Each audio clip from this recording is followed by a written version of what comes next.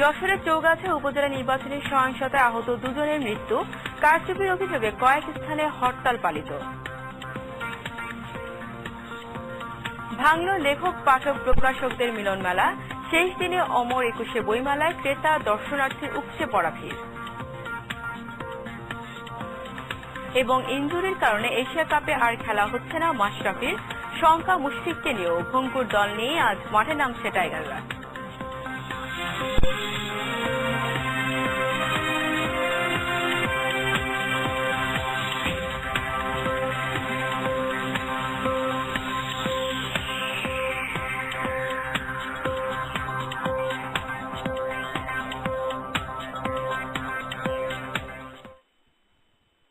আসসালামু আলাইকুম, স্বাগত জানাচ্ছি আরটিভির মধ্যরাতের সংবাদে। শুনছিলেন মার্কেন্টাইল ব্যাংক শিরোনাম, আপনাদের সঙ্গে আছি আমি ফারিয়া শারমিন। ইফা বেবি নুডলস, এতে আছে প্রয়োজনীয় প্রোটিন, ক্যালসিয়াম ও ভিটামিন, যা ওদের বেড়ে ওঠা নিশ্চিত করে। যারা অবৈধ উপায়ে ক্ষমতা দখল করে তারা দেশের উন্নতি চায় না বলে অভিযোগ করলেন প্রধানমন্ত্রী শেখ হাসিনা। শুক্রবার বিকেলে সিলেট বিভাগীয় আন্তর্জাতিক ক্রিকেট স্টেডিয়াম উদ্বোধন শেষে সুধীর সমাবেশে তিনি বলেন, 2041 সালের মধ্যে বাংলাদেশ হবে একটি উন্নত ও সমৃদ্ধ দেশ। এ সময় বিএনপি জামাতের সন্ত্রাস ও জঙ্গি কর্মকাণ্ড প্রতিহত করতে সবার প্রতি আহ্বান জানান প্রধানমন্ত্রী। সিলেট থেকে মাসুদুর রানার ক্যামেরায় আরো জানাচ্ছেন ফখরুল ইসলাম। তৃতীয় দফায় সরকার গঠনের পর সিলেটে শেখ হাসিনার এটি প্রথম সফর। এখানে এসেই তিনি প্রথমে হযরত শাহজালাল ও হযরত শাহপরান রহমতুল্লাহ আলাইহির মাজার জিয়ারত করেন। এরপর সিলেট আন্তর্জাতিক ক্রিকেট স্টেডিয়াম উদ্বোধন করেন প্রধানমন্ত্রী।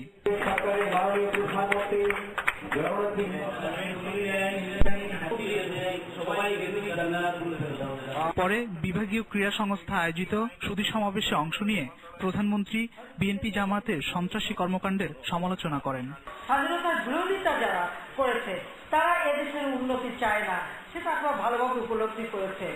তারাও কিন্তু ওই মারামারি, কাটাকাটি, হানাহানি ছাড়া, সংঘাত ছাড়া এবং প্রতিহিংসা পরায়ণতা ছাড়া আর কিছু দেখাতে পারে নাই। 2001 থেকে 2006 সাল পর্যন্ত যারা ক্ষমতায় ছিল, বিএনপি জামাত জোট যখন ছিল, এই দেশ সন্ত্রাসের দেশ, জঙ্গিবাদের দেশ, মানি লন্ডারিং, দুর্নীতি, জঙ্গিবাদের কারণে বাংলাদেশ ছিল কালো তালিকাভুক্ত বা এখানে গ্রে লাইনের নিচে ছিল। খেলাধুলার উন্নয়ন সহ সিলেটকে আধুনিক পর্যটন নগর হিসেবে গড়ে তুলতে প্রয়োজনীয় পদক্ষেপ নেওয়ার কথাও জানান প্রধানমন্ত্রী। ইতিমধ্যেই আমি অর্থমন্ত্রীর সাথে কথা বলেছি, যেখানে একটা যেমন 5 স্টার হোটেল হতে পারে, পাশাপাশি আমাদের ছাত্র ছাত্রী বা স্বল্প আয়ের যারা তাদের জন্য আর একটু সস্তায় আর একটু হোটেল, এইভাবে একটা সমন্বিত ভাবে যদি আমরা পদক্ষেপ নিই, এই এলাকাটা বিশেষ করে পর্যটন কেন্দ্র হিসেবে উন্নত হবে। আমি 2041 সালের মধ্যে বিশ্বের যে কোনো উন্নত দেশের সাথে প্রতিযোগিতায় বাংলাদেশ টিকে থাকবে এবং আমি আসলে এতদিনও লাগবে না, এর আগেই বাংলাদেশ একটি উন্নত দেশ হিসেবে ইনশাল্লাহ আমরা গড়ে তুলতে পারবো। বাংলাদেশ পারবে, বাঙালি জাতি পারবে। এর আগে উদ্বোধন শেষে সিলেট আন্তর্জাতিক ক্রিকেট স্টেডিয়াম ঘুরে দেখেন প্রধানমন্ত্রী শেখ হাসিনা। প্রবাসী অধ্যুষিত সিলেটের প্রায় 5 লাখ মানুষ বসবাস করেন ইউরোপে। সেই সিলেটে আন্তর্জাতিক মানের যে ক্রিকেট স্টেডিয়াম তৈরি হলো, তা শুধু ক্রিকেটেরই প্রসার ঘটাবে না, বহির্বিশ্বে প্রবাসী অধ্যুষিত সিলেটকে পরিচয় করিয়ে দিতে পারবে নতুন এক মাত্রায়, এমনটাই মনে করেন সিলেটবাসী। ফখরুল ইসলাম, আরটিভি, সিলেট বিভাগীয় ক্রিকেট স্টেডিয়াম। উপজেলা নির্বাচনের খবর। যশোরের চৌগাছার দেবীপুরে নির্বাচনী সহিংসতায় আহত আওয়ামী লীগ কর্মী ফজলুর রহমান ঢাকা মেডিকেল কলেজ হাসপাতালে চিকিৎসাধীন অবস্থায় মারা গেছেন। এছাড়া নির্বাচনী সহিংসতায় আহত একই উপজেলার সিংহঝুলি ইউনিয়ন যুবদল সভাপতি মঈনুদ্দিন শুক্রবার রাতে শহরের একটি ক্লিনিকে চিকিৎসাধীন অবস্থায় মারা গেছেন। অন্যদিকে নির্বাচনের কারচুপির অভিযোগে বিএনপি ডাকে শুক্রবার নোয়াখালীর কোম্পানিগঞ্জ ও কবিরহাটে হরতাল হয়েছে, তবে কোথাও কোনো অপ্রীতিকর ঘটনা ঘটেনি। হরতাল হয়েছে জামালপুরে মেলান্দহে। নির্বাচনে অনিয়মের অভিযোগে শনিবার কুষ্টিয়ার মিরপুরে আধাবেলা হরতাল ডেকেছে স্থানীয় বিএনপি। সাধারণ জনগণের অক্লান্ত ভালোবাসা উপজেলা নির্বাচনে বিএনপির জয় প্রমাণ করে শেখ হাসিনার নেতৃত্বে নিরপেক্ষ নির্বাচন সম্ভব, এমন মন্তব্য করেন বাণিজ্য মন্ত্রী তোফায়েল আহমেদ। আর উপজেলা নির্বাচনে সরকার কোনো অনিয়মকে প্রশ্রয় দেয়নি দাবি করে স্বাস্থ্যমন্ত্রী মোহাম্মদ নাসিম বললেন, সাংগঠনিক দুর্বলতায় হেরেছে আওয়ামী লীগ। প্রধানমন্ত্রী শেখ হাসিনার অধীনে নির্বাচন অবাধ এবং নিরপেক্ষ হয়। যদি তা না হতো তাহলে এই উপনির্বাচনে বিএনপি বিজয়ী হলো কিভাবে? সংগঠন দুর্বলতা ছিল, মনে রাখবেন, অনেক এমপির কারণে, স্থানীয়তার কারণে সেই কাঙ্ক্ষিত বিজয় আমরা পাই নাই। ওদেরকে বলে রাখা যাবে না, ওদের বিরুদ্ধে ব্যবস্থা নিতে হবে। দর্শক কমে যাওয়ায় গেল 10 বছরে দেশের 2/3 সিনেমা হল বন্ধ হয়ে গেছে। হল মালিকরা বলছেন, একমাত্র হিন্দি সিনেমা দেখানোর মাধ্যমেই দর্শকদের প্রেক্ষাগৃহে ফেরানো সম্ভব। তবে এর তীব্র বিরোধী প্রযোজকরা। তাদের মতে, পরনির্ভরশীলতা হয়ে নয়, ভালো বাজেটের চলচ্চিত্রের জন্য সিনেমা হল পুনরুদ্ধার ও এফটিসির আধুনিকায়ন হলে সুদিন ফিরে আসবে। রফিকুল ইসলামের ছবিতে আতিকা রহমানের ধারাবাহিক রিপোর্টের 4র্থ পর্ব আজ। স্বাধীনতার পর দেশীয় সিনেমা রমরমা অবস্থায় গড়ে উঠতে থাকে একের পর এক সিনেমা হল। এই অবস্থা চলে 80 দশকের মাঝামাঝি। এরপর প্রথমে ভিসিআর এর দাপট ও পরে 90 দশকে কেবল টিভির মাধ্যমে হিন্দি ছবির দাপটে কোণঠাসা হতে থাকে বাংলা সিনেমা। এতে বিপাকে পড়ে সিনেমা হলগুলো। ভালো ছবির অভাবে বন্ধ হতে থাকে একের পর এক হল। এতে গেল 10 বছরেই সারা দেশে 1200 সিনেমা হলের মধ্যে 800টি বন্ধ হয়ে গেছে। টিম করে জ্বলছে আরো 100টির বেশি। বেশি লাভজনক হওয়ায় সিনেমা হল ভেঙে রাতারাতি উঠে যাচ্ছে শপিং মল। আর টিকে থাকা হলগুলোর পরিবেশ নিম্নমানের হওয়ায় কমছে দর্শক সংখ্যা। কেবল রাজধানীতে 44টি সিনেমা হলের মধ্যে 24টি বন্ধ হয়ে গেছে। অস্তিত্ব নেই বাংলাদেশের প্রথম সিনেমা হল নিউ পিকচার হাউসের। বন্ধ হয়ে গেছে গুলশানের জ্যোতি, এলিফ্যান্ট রোডের মল্লিকা, সদরঘাটের রূপমহল, নবাবগঞ্জের তাজমহল, গুলিস্তান হল, ওয়াইজঘাটের মুন ও স্টার, পুরনো ঢাকার লায়ন ও ডায়মন্ড সিনেমা হল। আর শ্যামলী সিনেমা হলের জায়গায় উঠছে বহুতল বাণিজ্যিক ভবন। চলচ্চিত্র পরিবেশক সমিতি বলছে, 10 বছর আগেও যেখানে প্রতি বছর 80টির মতো ছবি মুক্তি পেত, সে সংখ্যা এখন দাঁড়িয়েছে 25-এ।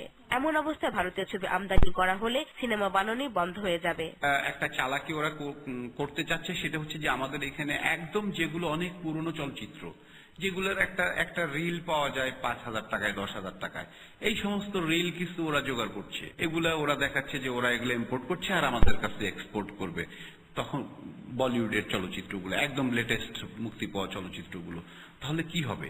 যার জন্য আমরা এটার প্রতিবাদ করছি। তবে প্রযোজকরা হিন্দি ছবি আমদানির বিরোধিতা করলেও নিজেদের স্বার্থে এর পক্ষে অবস্থান নিয়েছেন হল মালিকরা। আমি গভর্নমেন্টের স্টেপকে আমি স্বাগতম বলি।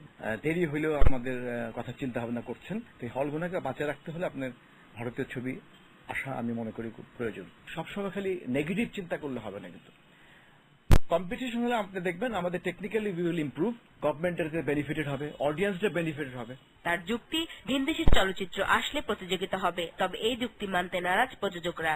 আমাদের যদি ভারতীয় ছবি আসে তো আমাদের এখানকার টেকনিশিয়ানসরা ওখান থেকে শিখবে, আর্টিস্ট এক্সচেঞ্জ হবে বাংলাদেশ এন্ড ভারতের মধ্যে, আপনি যে কোনো সার্ক কান্ট্রির সাথে। আর আদারওয়াইজ হোয়াট উইল হ্যাপেন, যদি আপনি নাই আসে তো words comes to words, we have to shut down the cinema today or tomorrow, তাই না? আপনার আমাদের তো দেয়ালে পিঠ থেকে গেছে। ব্লকবাস্টার যমুনা এবং সিনেপ্লেক্স বসুন্ধরা ছাড়া কোথাও অ্যাকচুয়ালি সেই প্রজেকশনটা নাই। এগুলা যখন হয়ে যাবে প্রত্যেকটা হলে এবং আমাদের যে সেই স্ট্যান্ডার্ড আমরা আনতে পারবো বলিউডের চলচ্চিত্রের সাথে, তখন আমরা বলিউডের চলচ্চিত্রের সাথে আমরা পাল্লা দিব। আমরা ভয় পাই না, আমাদের কিছুই নাই, আমাদের কোনো টেকনিক্যাল কোনো বিষয় আমাদের ইয়ে নেই। আমরা 100 কোটি চলচ্চিত্রের সাথে আমরা 2 কোটি টাকার চলচ্চিত্র আমরা কিভাবে লড়াই করব? আমরা একটা মোর্চা হয়েছি, সেখান থেকে আমাদের প্রতিবাদ যে আমরা এনি হাউ যে কোনো বিনিময় হোক আমরা এটা রুখবো। এই ভারতীয় চলচ্চিত্র, এই হিন্দি চলচ্চিত্র, এই বলিউডের চলচ্চিত্র আমরা রুখবো। পরিণতি যাই হোক, দেশের স্বার্থকে সবার আগে রেখে পদক্ষেপ নেওয়াটাই সময়ের দাবি। আতিকা রহমান, RTV, ঢাকা।